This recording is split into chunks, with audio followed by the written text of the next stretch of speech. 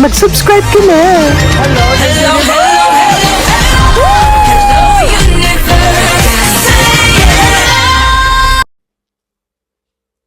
Hello mga buweks! Magandang araw sa inyong lahat. Galaw-galaw para hindi ba paimbornal. Hello sa ating mga subscribers dyan. Ganun din sa ating mga new subscribers.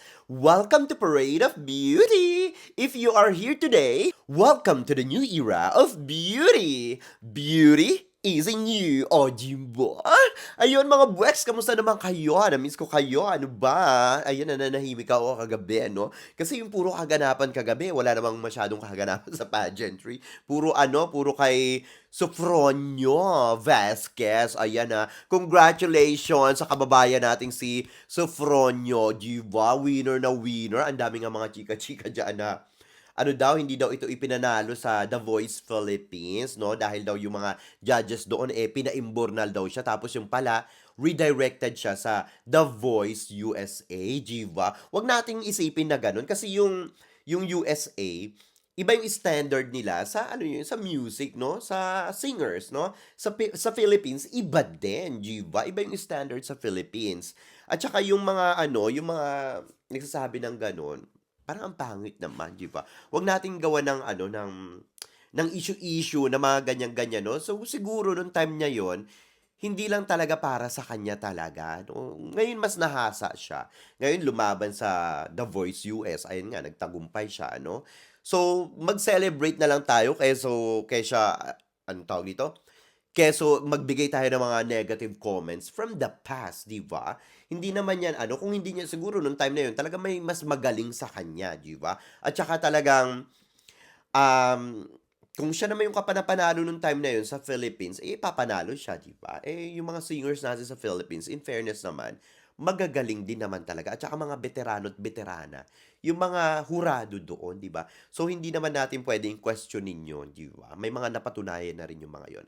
At saka, kumbaga, um, mas dekalibre yung mga judges doon. Kaya alam nila talaga kung maganda yung bugahan, yung pagkanta, yung alam mo yung diction, yung tinatawag na mga ganun-ganun, no?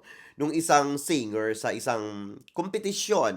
So hindi lang siguro talaga para sa hindi lang siguro talaga time no nitong si Sufronio nung The Voice Philippines or yung tawag ng tanghalan. At ayan nga ngayon, redirected siya sa The Voice USA. So congratulations, di ba? Kaya wala tayo mai-content kagabi or kahapon. But anyway, ayun, congratulations again. Ayan, nagwawala ang mga Indo, ganun din ang mga Chay-Chay, at saka mga Vichin, no? Kasi nga kiniklaim nila na si Sofronio daw ay kababayan nila. Nakakaloka ito mga supit bahay natin na ito. Talaga mga sila, mga lahat na lang ba, di ba? Lahat na lang talaga aangkinin nila para lang mapansin, di ba? Kasama pa ba yan sa pagiging powerhouse? Di ba? Nakakaloka ito. But anyway, mga buweks, eto na, no, nakakaloka ito. Ayan na siya. Nakakaloka ito. Nagbabalik. Ang talaga namang isa sa pinakamagandang mukha sa mundo ng pageantry, di ba? Sa mundo ng beauty pageant sa Philippines. Ayan, ha? Grabe ang face card nitong si Chella Grace Falconer. Ay, nakakaloka ito. Alam nyo, I'm so glad na bumalik ito, no? Kasi nga lalaban siya sa Miss Universe Cebu 2025, di ba? Pasabog naman talaga itong si Chella Grace Falconer. Ang ganda-ganda niya. Mas maganda siya ngayon, in fairness. Grabe yung face card niya, no? Iba, kumbaga, mas nahubog kasi binalikan ko yung kanyang Miss Universe Philippines journey. Kung hindi ako nagkakamali, 2021 yan. So binalikan ko siya, iba yung face niya ngayon, mas maganda. Oo, iba yung face card niya. Kumbaga for me, the best choice atong si ano tawag dito, si Grace, no? Grace na lang para madali. Wag na lang Chella, di ba? Atong si Grace, no? Parang the best choice itong si Grace to represent Cebu para sa akin, no? Well, depende na lang kung mas may mataas na kalibre sa kanya, no? But anyway, sa lahat naman nakita kong kandidata ng Miss Universe Cebu, si Grace talaga ang plakado ang face card, mga buweks, no? Yung face card pa lang, my goodness, talagang uwian na mga buweks, nanlalamon talaga 'no. Kaya nga lang ayan meron ngang ano ito, meron nga itong tattoo 'no, nakita niyo naman ayan meron siyang tattoo sa braso 'no. Parang iniisip ko baka ma-bash na naman ito kasi nga siyempre may mga tattoo 'di ba, tulad ni Celeste Cortese. Hindi ko alam kung bakit naba-bash ang may mga tattoo. Hindi lang naman Philippines ang nagre-represent ng ano, ng country sa international pageant na may mga tattoo 'no, marami rin kahit mga Latik, eh, 'di ba? Kahit mga European sa Miss Grand International lang ang dami, eh. So parang ayan 'no, si Atisa Manalo may tattoo din 'yan sa dibdib 'di ba? Si Michelle Marquez din may tattoo din 'yan, oh, 'di ba ba't hindi sila na-bash 'di ba? Eh, bakit itong si Celeste Cortese, ay naku hayaan na nga natin. Nung time na yun kasi 'di ba binash ng binash si Celeste Cortese dahil nga marami siyang tattoo 'di ba? So ngayon eto naman may tattoo na naman ito at talagang itong tattoo niya, eh, talaga namang nagmumura 'no, kasi nga ang laki nung tattoo niya sa dito. So ngayon, baka mabash na naman ito dahil nga sa tattoo. Sana tigilan nyo na yung mga ganyan-ganyan, no? Walang kinalaman yan sa kanilang paglaban sa beauty pageant or pag-represent ng ating country sa international pageant, di ba? So ayun, naalala ko lang yung ano, yung kay Celeste Cortez kasi naawa ko noon kay Celeste, no? Yung lock niya, sa totoo lang, may pagka-Rabia Mateo. Ang ganda-ganda, di ba? Parang ano, parang pinaputing Rabia Mateo. May pagka, hindi ko sinasabing kamukhang-kamukha talaga. Madami talaga magaganda sa Cebu, to be honest, yung mga Cebuana, no? Marami talaga, sobrang dami. I've been there before. I mean, many, many times. Grabe. Sobrang dami. I don't know. Kasi 'di ba ano, parang iniisip ko, 'di ba we're colonized by different, alam niyo 'yun, let's say Americans, no? And of course, nalahian tayo ng mga iba't ibang lahi, no? Minsan iniisip ko, dahil din siguro sa ano, I'm so sorry for this kung nasasabi ko may parang naaano ko lang, no? I didn't mean anything naman. Kahit naman siguro sa Olongapo, ayan, marami kaming magaganda diyan. Siyempre, nalahian kami diyan nung panahon nung ano, 'di ba? Nung kami talaga. Nalahian, 'di ba? Kasi nga nandiyan yung US base, 'di ba? Navy ano, ganyan ganyan. So ngayon, marami mga foreigners diyan, 'di ba? Nung unang hindi naman unang panahon, yung mga siguro 1980s mga ganyan. So, sa Cebu din, siyempre ang daming foreigners diyan, 'di ba? Talaga namang ay, alam niyo 'pag nahalahian ang mga Pinoy, sa totoo lang, ang gaganda 'no, hindi katulad nung iba diyan sa Jabi-Jabi. Yung mga kapitbahay natin 'pag nalahian, eh, parang wala lang, 'di ba? Iba pa rin ang mga Pinoy 'pag nalalahian, 'di ba? Sana malahian din ako, 'di ba? O 'di ba 'pag nalahian ako, Latik American ano 'to, Pinoy, o 'di ba? Charot.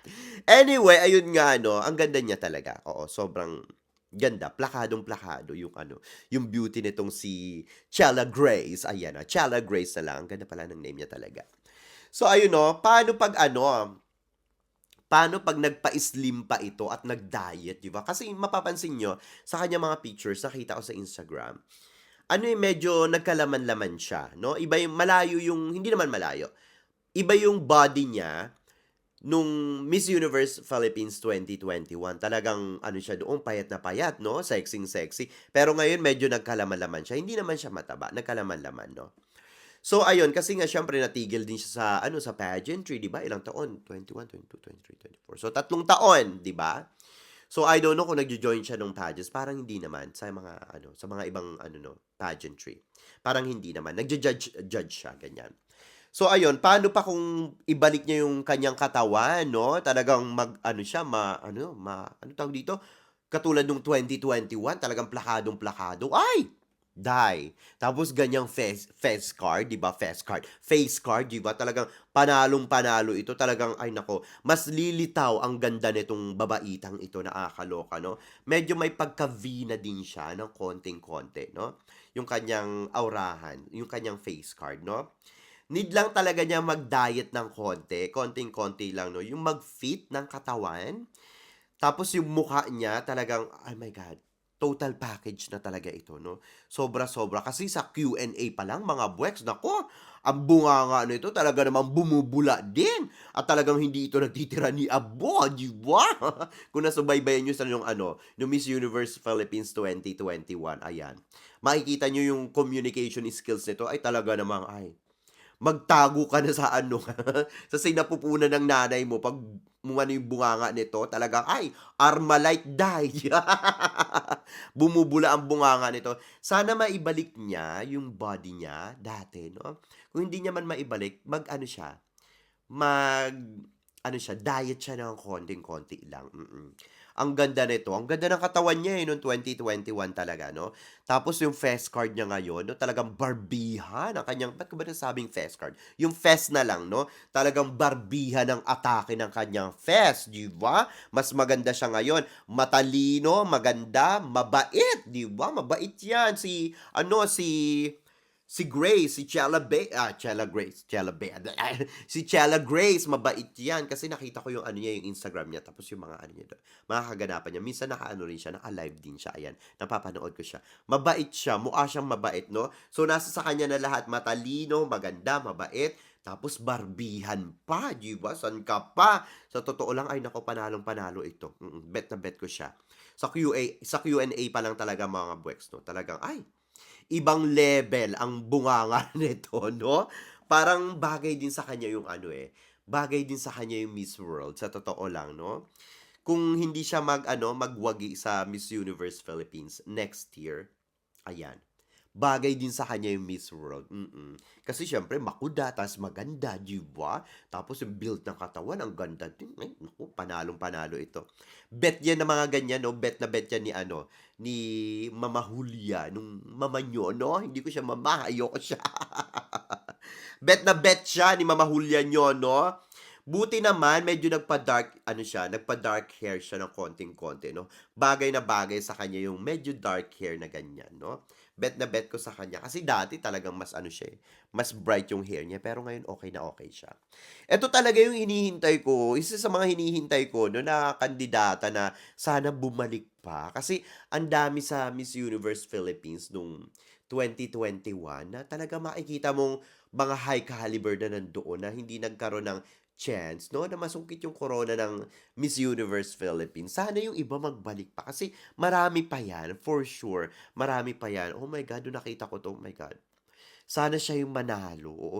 Nagulat ako, bumulaga nilang ito sa ano, sa Instagram ko, sabi ko, "My God, sana siya yung manalo." Grabe ang face card nito mga buweks, yung utak din grabe, nakakaloka 'no. Nagpatan siya ng konti, napansin ko nagpatan siya ng konti. Tapos ano, parang iba yung ano niya, iba yung beauty niya talaga. Ay, anyway.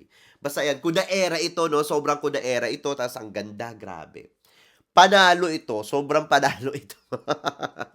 Kung suswertehin siya sa Miss Universe Philippines 2025 or Miss Universe Philippines Cebu, tapos siya magre-represent ng Cebu, kung suswertehin siya sa Miss Universe Philippines, ay, tapos siya yung magre-represent ng country natin, palong-palo ito, panigurado ko. Puwera na lang kung babalik diyaan yung mga sumali nung last year like Atisa Manalo or Christy McGarry. Ay, bardagulan na naman ang taon sa Miss Universe Philippines. Ayan 'no. Noon pa talaga mga buweks, bet na bet ko na talaga itong si ano, si Chella Grace, bet na bet ko siya. Akala ko nga noon ano, papasok siya sa ano, Circle of Five or Top 5, pero hindi pala. Sayang 'no, sayang talaga. Kung nakapasok siya noon sa Top 5, ay, panigurado ito, manlalamon ito ng mikropono. Pero yung face card talaga, ibang-iba talaga 'no. Pasok na pasok ito sa panlasa ni ano, ni Hello the Universe, tapos mabait pa, 'di ba? Winner talaga ito. Need lang niya ng konting practice sa ano, napansin ko kasi noon sa Miss Universe Philippines, yung kanyang ano, yung kanyang kati naman ito, yung kanyang pasarela, need na lang ng konting practice, ayan. Panigurado ko 'pag ayan, na ano na na-polish na yung kanyang pasarela, wala na siyang kailangan pang gawin. Siguro yung styling niya na lang din 'no, kung siguro kung may maganda siyang team, ayan, maganda yung styling 'no, pero sa face card nito, sa talino, ay mga buweks, hands down talaga ako. Yun na lang pasarela. Pero syempre aabangan natin yan sa ano, sa Miss Universe Cebu 2025, di ba? Anyway mga buweks, ano masasabi nyo dito sa ating mga chika ngayong araw na ito? Mag-ingay kayo sa ating comment section para makita ko rin ang inyong mga opinion. Hanggang sa susunod natin mga chika-chikahan. Bye for now mga buweks, and I love you all. Bye! See ya!